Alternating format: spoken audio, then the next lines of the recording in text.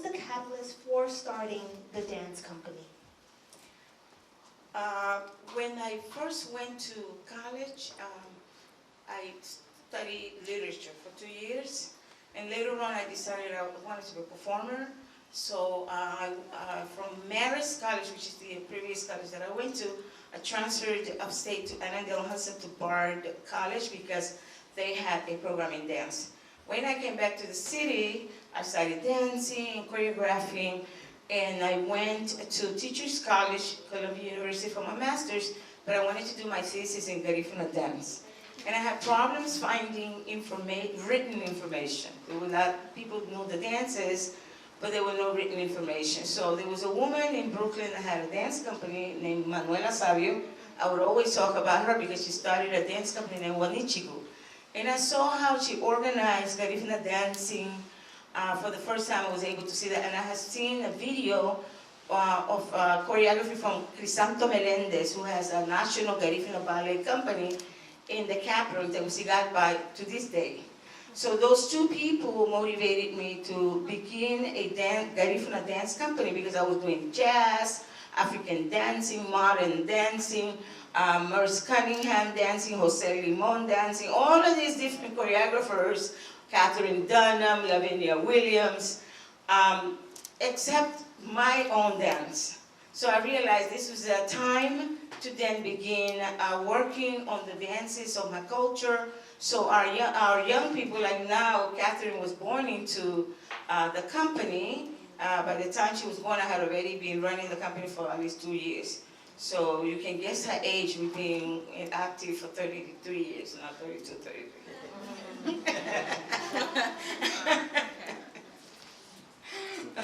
So that's what, that was the fire behind the whole thing to then begin the company. I'm sorry, here with my scarf. I think it just want to fall apart on me. So Catherine's gonna fix it.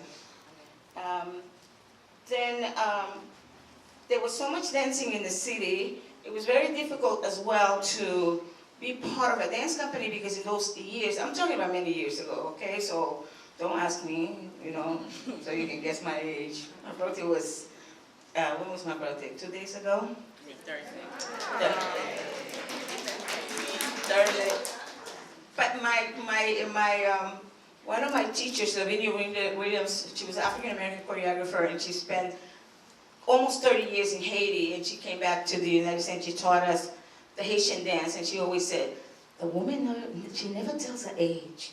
So you don't never tell, you just look good, but don't tell your age. That's what she always told us. It's up to us, right? There's nothing wrong with it. I'll tell you later. For those of you that do not know, Catherine Dunham was a performance anthropologist that looked into the reasons we do dances in islands and the folklore and the oral history behind these dances.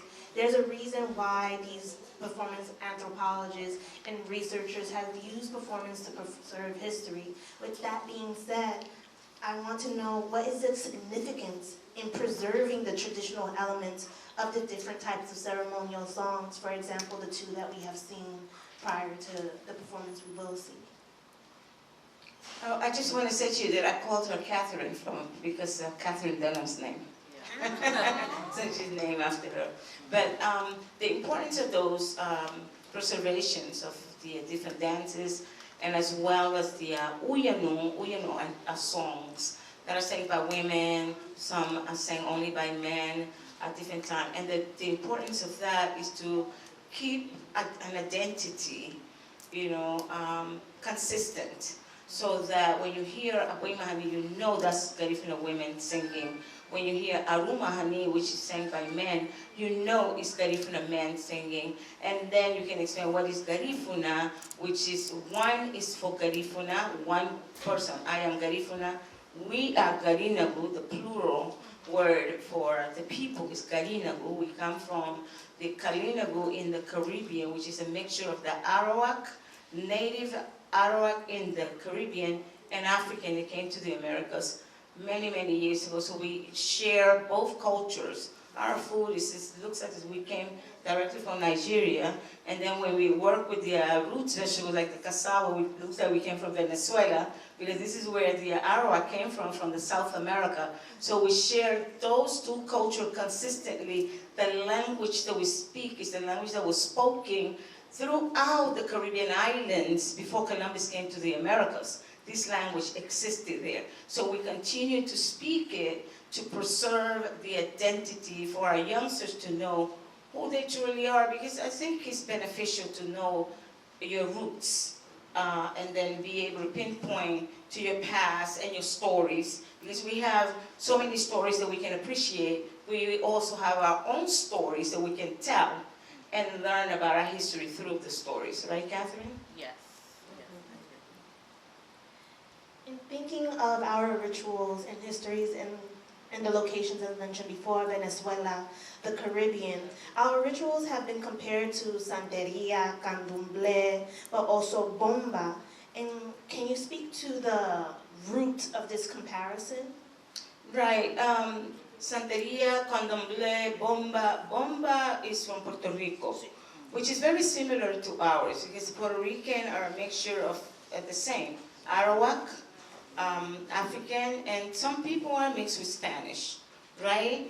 When the colonizers came, they came from France, they came from British, the English, they came from the Dutch, and the France, the different European countries.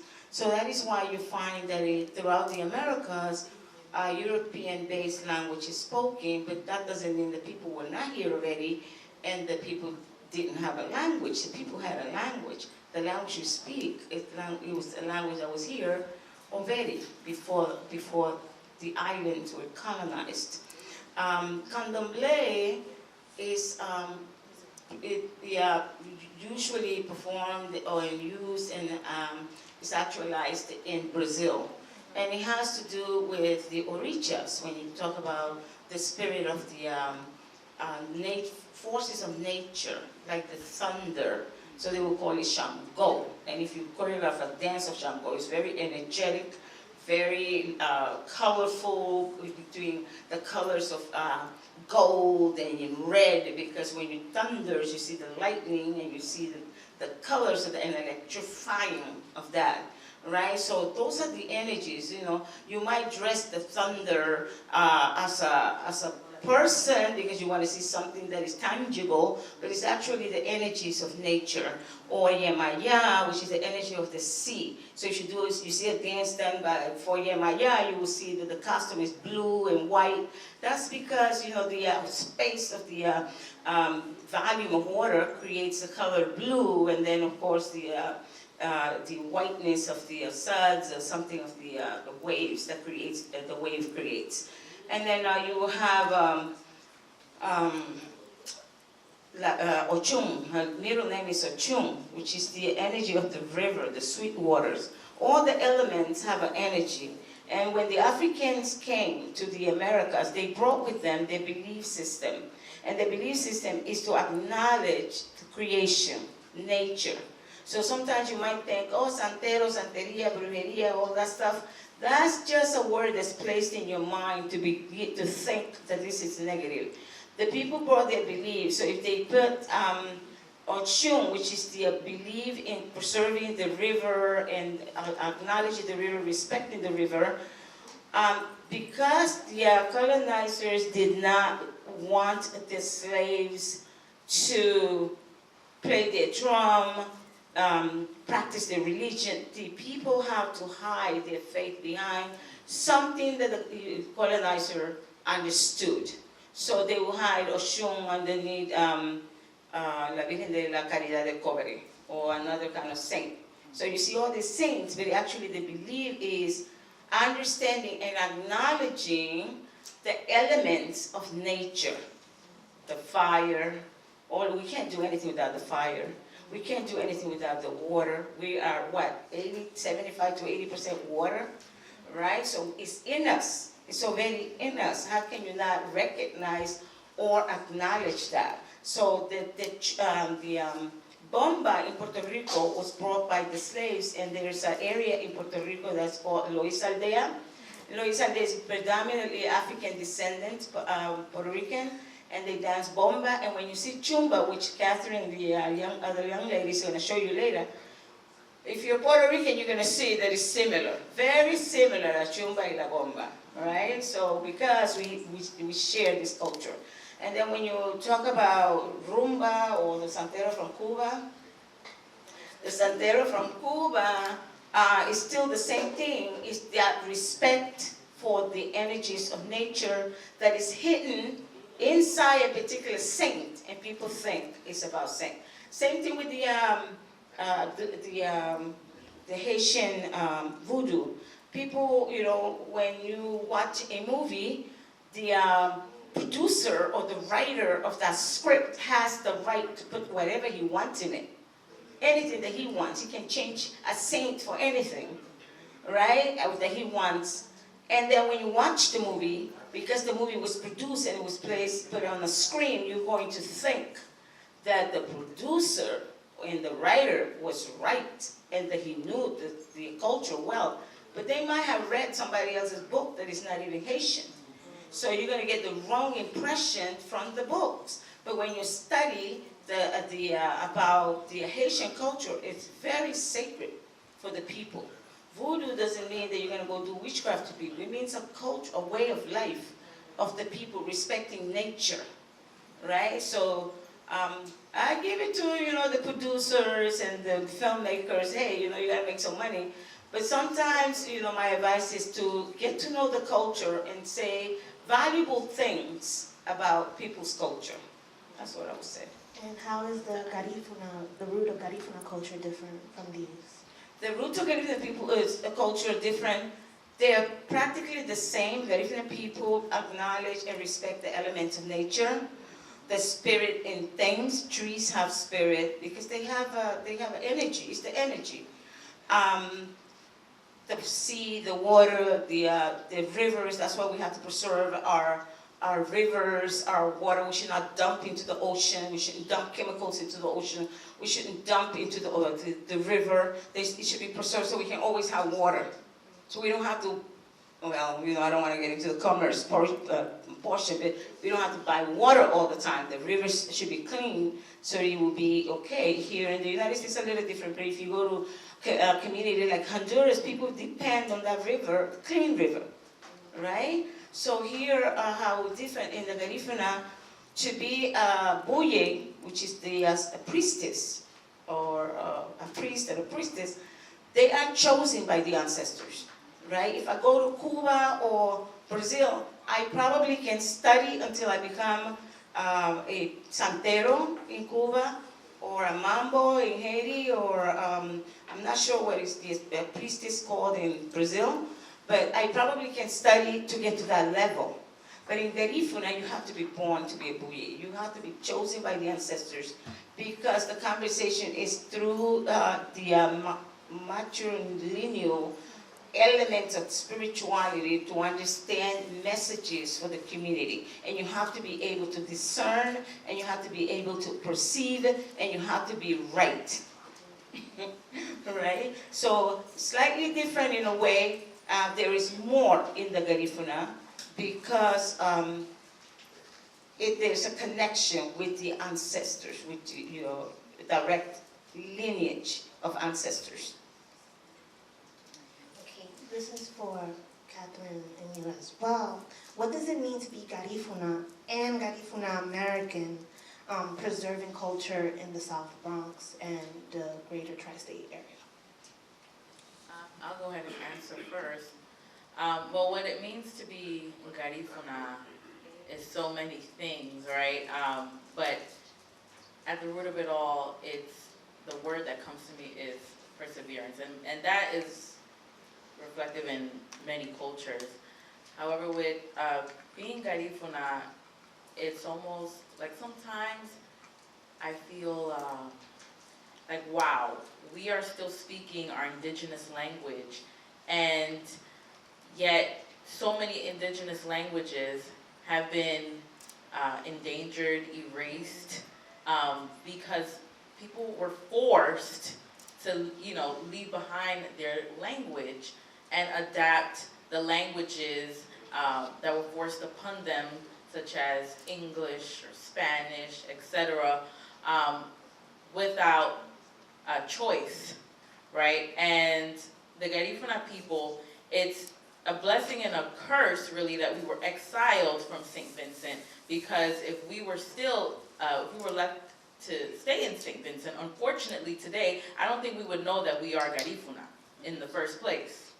You know, we just, and I don't mean just in a bad way, but we'd happily, you know, wave our St. Vincent flag, St. Vinny flag, and we would have not even known the Garifuna language at all, right? So we were exiled to the coast of Honduras, right? And being isolated in Honduras, we were able to preserve our indigenous culture, our what we're talking about today, the ceremonies, the traditions, the food, the drumming, the songs, the language, and it is in danger today. So I feel sort of like being Garifuna is also a responsibility, because, you know, as one of the few groups that still have our indigenous language, right, we have to find a way to preserve it. There's no way that we've gotten this far holding on to our language and our drumming and the rhythms, right? And now we're going to lose it in a time where people can learn easily, communicate easily, learn a new language if they need to, come to a workshop and learn how to dance punta and the history behind punta. Many of our youth don't know what it even means to dance punta, or what is the history behind punta. They just dancing punta because, hey, I'm Garifuna, I dance punta. Many of them are like, I'm 100% Honduran, I'm 100% Guatemalan, and they think that they don't even know that the history. They don't know, oh, we come from St. Vincent, and we're, you know, in these countries, you know, your nationality, yeah, you may be Honduran, but they are thinking that this is from Honduras, if that makes sense, or this is from Guatemala, or this is from Belize. A lot of our youth don't, they're not, and it's not their fault, really.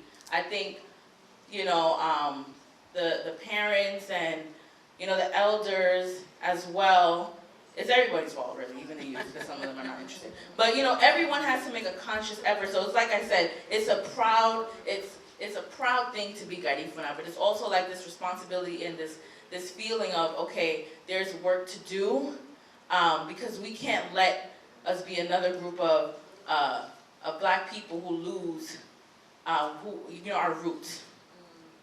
Okay, and it's also a very colorful thing to be Garifuna, right? Because the culture has so many parts to it, right? The music is rich, the language is rich, the food is rich, right? It's beautiful to be black. It's beautiful to love whoever you are or whatever your background is. Everyone loves who they are or their culture or their, so I guess I'm speaking, you know, as a Garifuna woman, what it means to be Garifuna to me, right? So if I ask you what it means to be, you know, whoever you are, whoever you identify with, you'll probably say similar things to me. But that's what it feels like to be Garifuna. I feel privileged to be part of a culture that has been able to, despite displacement and all of that, has been able to hold on to our culture. And so I feel like it's a responsibility to all black people and all indigenous people to try our best to continue being Garifuna. Can I add on? Yes. So I'll add on to that to clarify the difference between Garifuna and Garifuna American.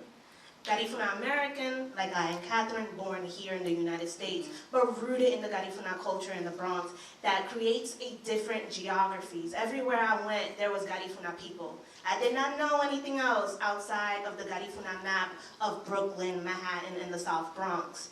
It was as if cultures created their own versions. If you can see books, you'll see Caribbean New York, or you'll see the refugee books that think that the South Bronx can be considered an Asian space or a South Asian space as well. The Garifuna people have their own space from Mott Haven to about Fordham Row, I would say. That's a major Garifuna hub that has to do with Black migration during the burning of the South Bronx. So to be Garifuna American is to exist in a triple consciousness of the racial binary in the United States, but also remembering the Afro-indigeneity of Garifuna-ness from Central America.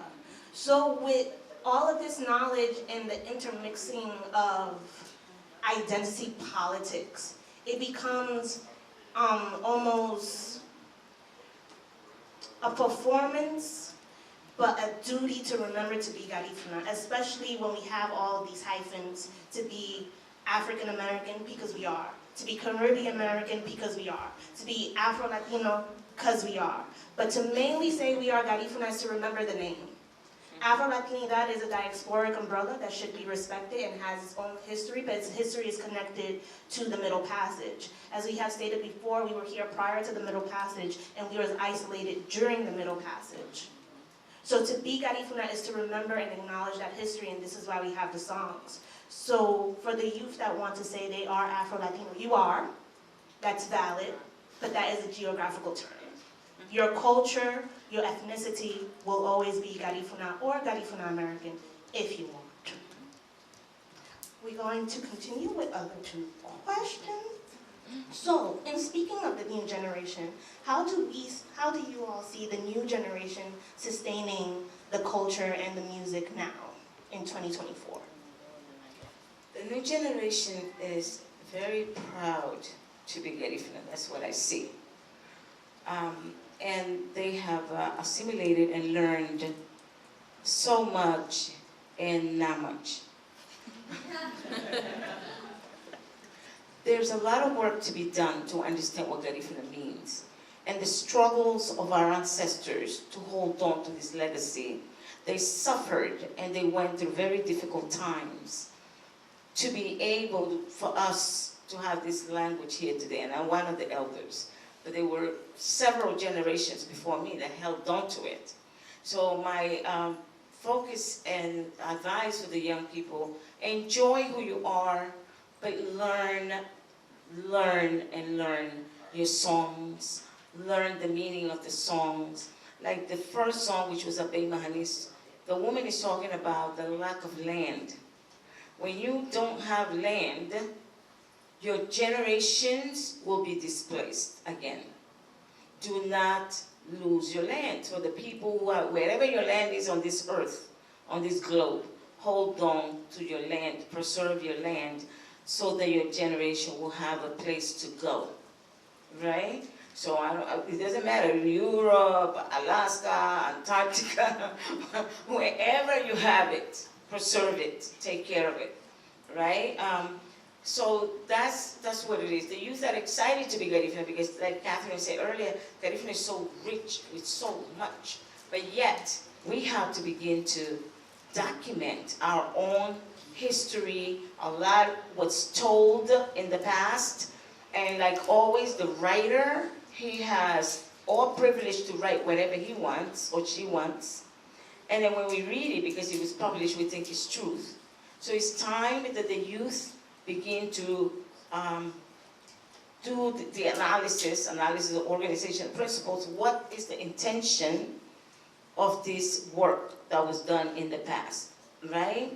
And begin to write from your own standpoint, from your own knowledge, from your own ability, from your own things that you know from your family. Begin to document that, because then there will be books that exist from your perspective, from your story. Your own story has as much value as anybody else is going to tell your story, probably more because you are the owner of the story. All right, so our youth is happy to be Garifuna.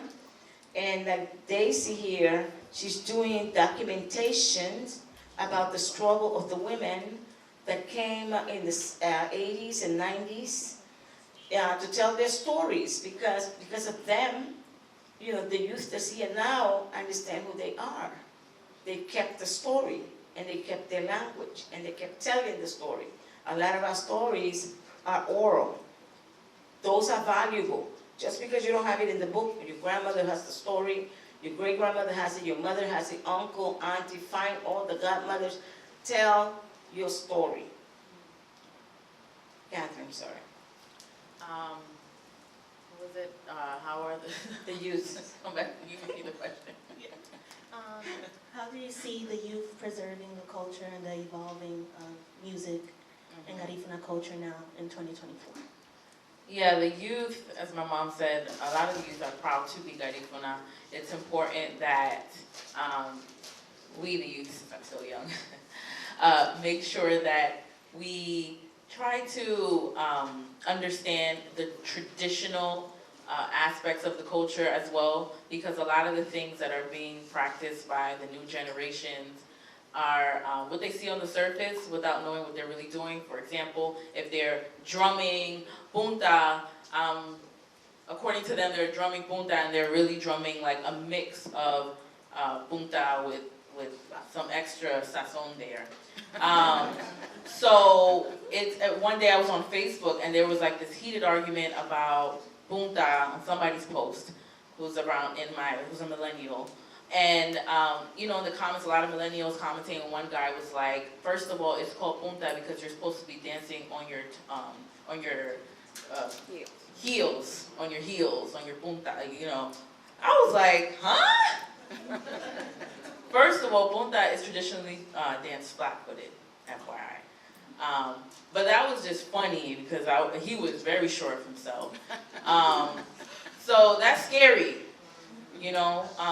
So it's important that we understand the traditions and we understand the history and we understand why things are the way they are, and evolving is natural, you know, involvement is natural where, you know, there may be new instruments, especially we talking about being Garifuna American, you know, you're here in America, you have a lot more exposure to different sounds, different instruments, but even back in the countries of Honduras, you know, Guatemala, Belize, Nicaragua, where we are located. Of course, you're able to see these things now easily through YouTube and radio and iCloud, iTunes, whatever, because I'm old soul too. But, you know, like you're able to hear different music, and naturally they also add different instruments.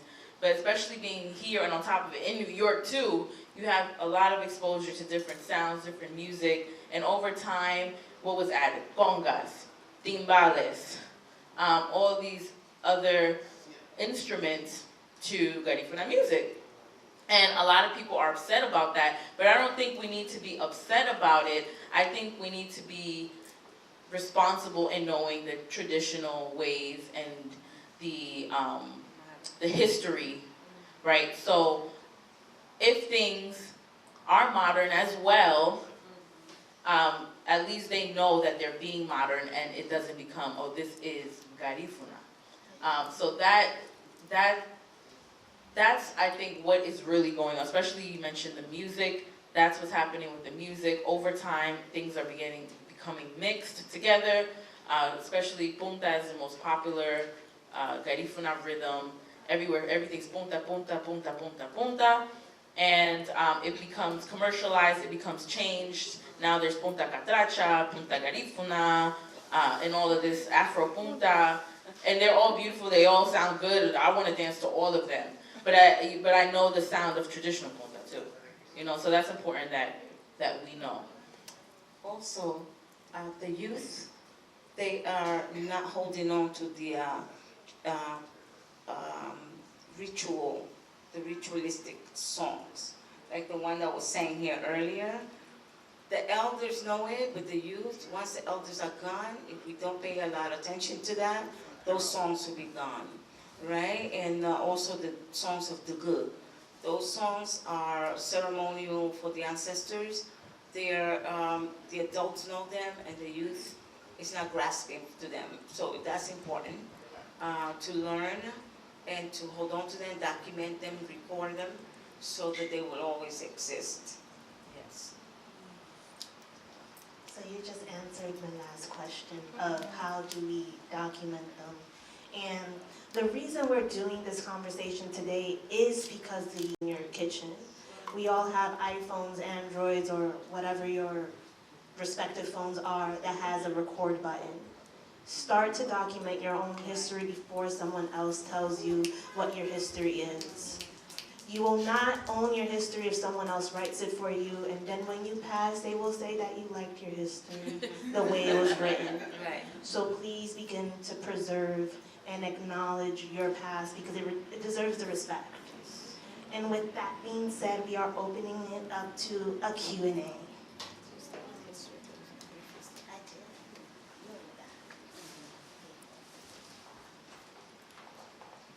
I think I see a Anybody? hand.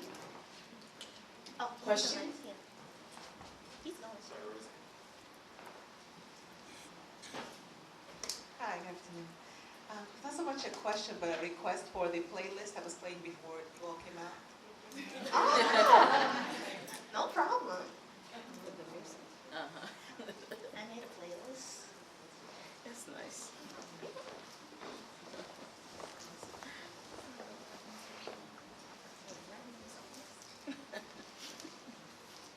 Hi. Hey everybody.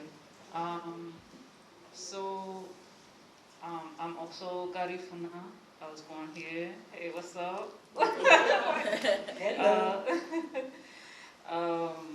I think so. One question I have is like around, like y'all touched on it a little bit, but I'm wondering about,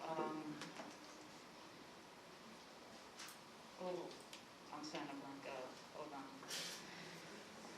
on. What are ways, like, what do you all think so far as like, talking about, like, connecting Garifuna culture as, like,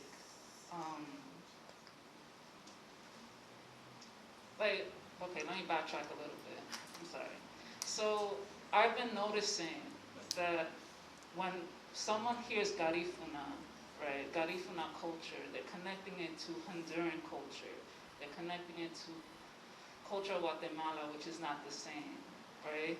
Like, our culture is very much separate from, like, our own identity. And it's kind of something that I've been noticing under younger generations, even younger generations after me. And how do you, like, very small, practical ways, aside from, like, conversation, and, like, documenting, do you think that could help, like, open up young people to that? Like, I'm thinking about, like, teenagers and, like, children. Like, how do we open them up to, like, to that distinction? Does that make sense? Do you mean the distinction between Garifuna culture in, let's say, Honduras and Garifuna culture in Guatemala?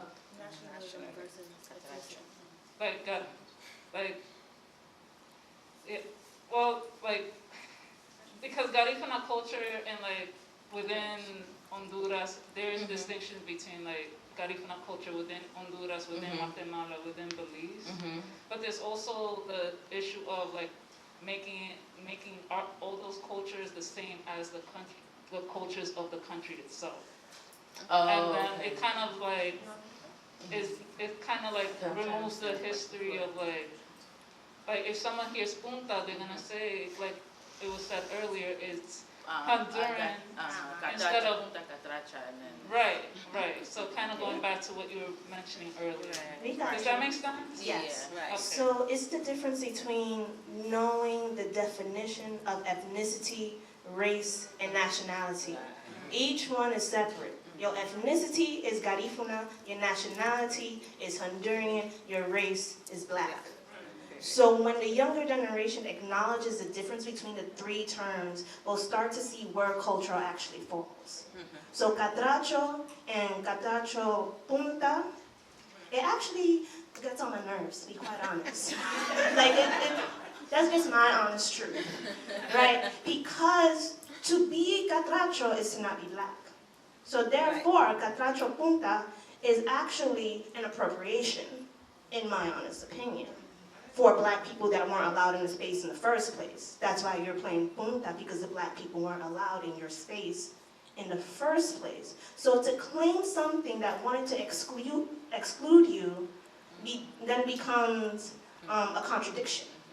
So we're existing in a space of contradiction because there's too much information and not enough critical and deeper understanding of why those contradictions exist in the first place. And it's not just for like Garifuna people, but it's all of black culture as a whole, as it becomes folklore, as it becomes popular culture in and of itself. So that is what is happening not only for Central Americans, but across the hemisphere, for all of black American culture from Canada all the way down to the bottom of Brazil. It is that black culture is becoming popular culture to ways that invisibilize black people. Removing the culture from the black people, but also invisibilizing the black body. So then it becomes a sense of violence.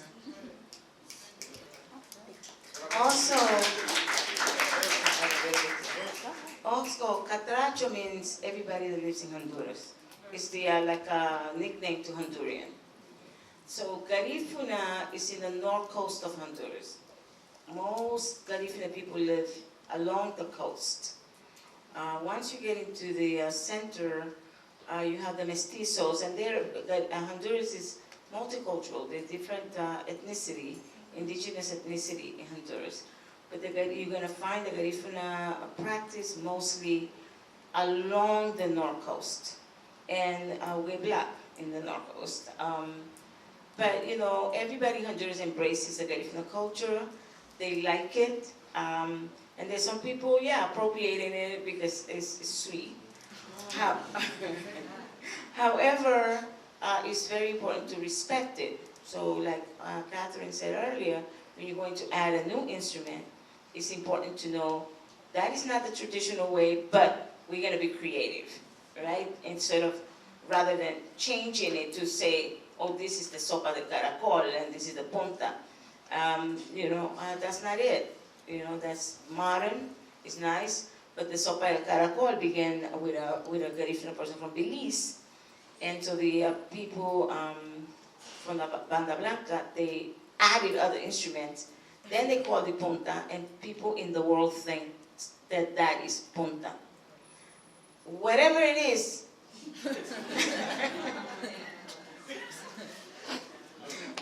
it's not punta. All right, it's like a punta rock, it's like a punta mix, punta this or that, but not punta, because punta, like she said earlier, is very ritualistic. It is very, very connected to the ancestors. We have time for 2 more questions. The lady with the mic, and then the lady back there. Hello. So my first exposure to Garifuna was when I was 16 and I went away to camp and I met a friend and I said, "Where are you from?" And she said, "I'm Garifuna." And I was like, "What?" And she said, and she explained it to me. And so I was exposed to something that I've never, ever, ever heard in my whole entire life. And I'm cultured myself. My family's from Haiti. And so I was intrigued. And so by the time I met my friend, when she told me she was Garifuna, I was like, "Oh yeah, I know what that is." She was like, "You know what that is?" I said, "Yeah, I was exposed to it." When you were talking about the youth, there is a true fear. As a Haitian woman, I think about our culture and how like the language, the music, will die with us, right? If we don't pass it on to our children. And it's a real fear as our children are intermarrying, they're marrying other cultures, and we're not teaching them the languages, we're not teaching them a lot of the things that comes with our culture. It's a real fear. Our griots are dying, right? Our parents, our grandparents, they're dying. And so is there another way, like in terms of how technology is so big right now, a way to pass on those cultures and traditions and languages so that it doesn't die out? For me, myself, my mom just passed, and I have to go to YouTube to learn how to make some Haitian dish. I mean, I have family members, but but that desire to learn is there, and I'm so grateful that I can still have that in reach because of technology. And I'm wondering how is that happening with the Garifuna culture? Everybody likes hudutu. Hudutu is like the fufu for the African. You mash the plantains, then here you make a soup that is made of coconut, with coconut milk. You put shrimps, you put fish, you put everything that you want in there, onions, garlic, and so you take your mashed plantain here, you dip it in there, and you, right? So that's the main dish. You go to Belize, you go to Guatemala, you go to Honduras, you go to Nicaragua, you go to Uruguay. Everybody cooks hudutu, and even the young people cook hudutu. And then a la bundiga, she does it a lot. You know, bundiga is made with green plantain. You grate the green plantain, green banana, and then she fries the fish, and then she put the bundiga. Means una albondiga is a ball. Yeah, green banana ball. But as for I think you're also asking about like when it comes to like the Garifuna youth kind of detaching or forgetting the culture. That's what you're asking, right? Yeah, it's the same thing. You know, like I talk about it all the time with my mom because our family as well, you know, intermarry and you know, a lot of the children don't know much about the culture at all. And so it's something we talk about all the time because we see that most of the youth, almost 99% of them really don't know much about the culture. And so it's something that we have to be a little more, take very seriously. And I try, you know, my part, I have two children. I have a 7-month-old and I have a 4-year-old. And I try to be conscious of that, of pumping in the culture into them as much as I can. But it's happening with the Garifuna culture, the same exact thing, the exact way you explained it. You know, it's in danger, you know, so. Because it's easier for music to live on than languages, right? Yeah. Yes. It's easier to die than music. Music will always be the Also, my brother is letting me know to let you know that I have written 2 books to preserve the language. So, you know. They're selling thank in the you for back. reminding me. They're in that. If you want Ask the Barak. learn Garifuna now and the Garifuna alphabet book. There's also an audio book. Oh, the Pictionary. We're gonna have them on the table at the end. We'll have, you can take one for your grandchildren, for your students. And our last question before you perform. I wanted to say, because she was asking how to preserve it, and I was gonna say your book. That's what the book. Social media, your book, you know. Thank you, Prima. Yeah, the book. Can I have everybody's autograph and try and a get your photo attention to back. put on my social media? One other question, but what's your favorite part about the Garifuna. culture, and what does it mean to be Fanikuru Go ahead, take your time. to you, and why? Like, what does it mean to be? Yes. What does it mean to be Garifuna? It's a great question to end with. So with that, I will say that death does prompt us to ask certain intergenerational questions. So to answer the previous question is call your mother, call your grandmother, call her on WhatsApp. No.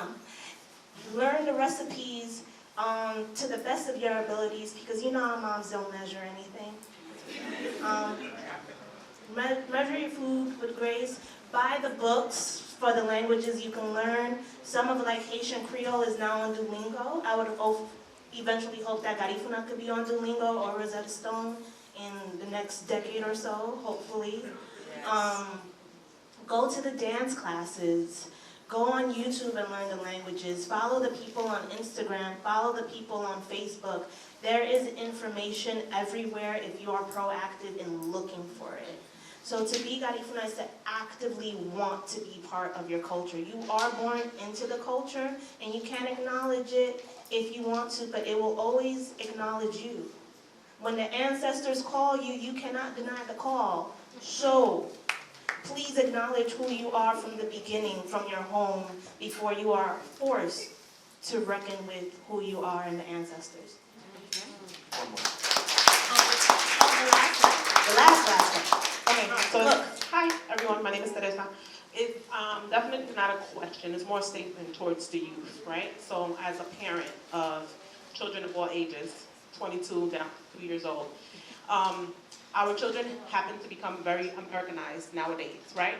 I know culture, I've been embedded in culture, I know what it's like to be Garifuna, and I love it, right? I think that another way for exposure for our children is to be able to show them, take them, passport them, give them a passport and expose them to what it is to be Garifuna. Garifuna still lives in Guatemala, it still lives in Honduras, it still lives in Belize.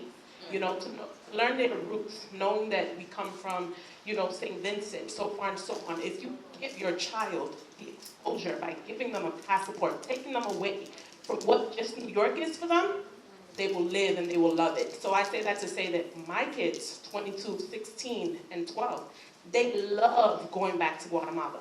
They love what it's like to live that life. So if you start now, they'll take that with them everywhere. So it definitely starts with us because it ends with us. We're like the end of it right now. So exposure is definitely very important. So get your kids some passports. I also want to say that these kind of settings are very good because it brings all this information into our minds to make us much and more curious about our ancestry, our roots, and the language. And I want to thank Daisy Guzman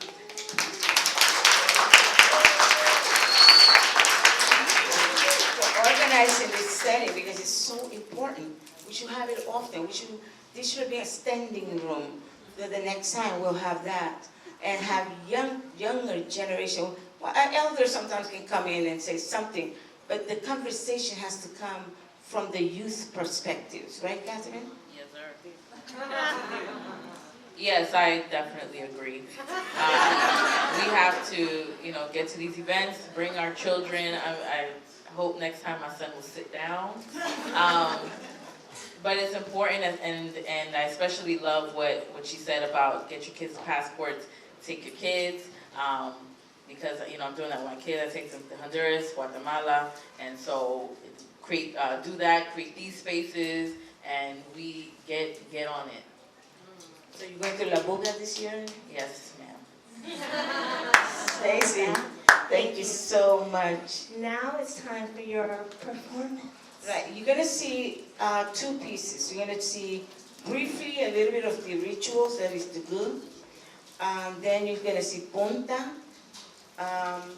and Chumba, which was connected also to the dance from Puerto Rico, that is Bomba. And at the end, you're going to hear songs of Paranda, which these are all dances that the women put together within the Garifuna rites. All right, so enjoy. Thank you. Thank you.